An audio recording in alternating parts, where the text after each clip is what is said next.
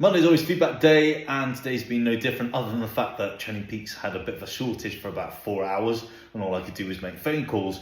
But that's all right, we're now back online. Anyway, I wanted to chat about one of the conversations I've been having with one of the guys like Coach who's had an injury. It's taken a lot longer for him to recover and get over it, and we've had to follow some fairly strict guidelines from his physio, which means that he's just not been able to do the kind of focus and intensity on the bike or even in the gym.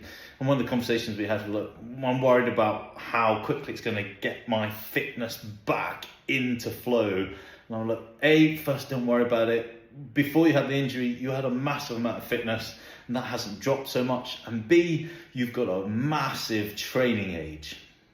But what does that mean? Well, basically, since he's been training for such an early age, he's built this foundation of consistency and that growth on strength and power that is basically, think of it like the layers of concrete on a foundation. The first layer is quite weak and can easily be broken, but the more you lay down that consistency and that focus in training over the years, the more robust it becomes. So it means that if you get an injury and you have a bit of time off, you've got this massive base of fitness, power and strength that you can call up again, and it takes a lot less for you to be able to build on it than if you were only training for, let's say, 6 months and then had 6 months off from training. You'd literally be starting back from zero again.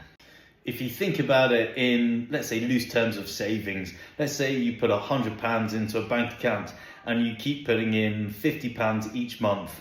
Over the first year, that's really not going to make a lot of interest. However, over 10 years, 15, 20, the compound interest of that just grows and it starts to develop more so, just like your body.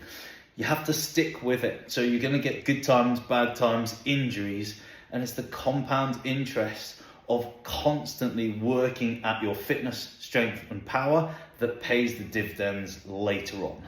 And that's a really long-winded way of saying, no matter what happens to you, you just need to pick yourself up and keep on keeping on.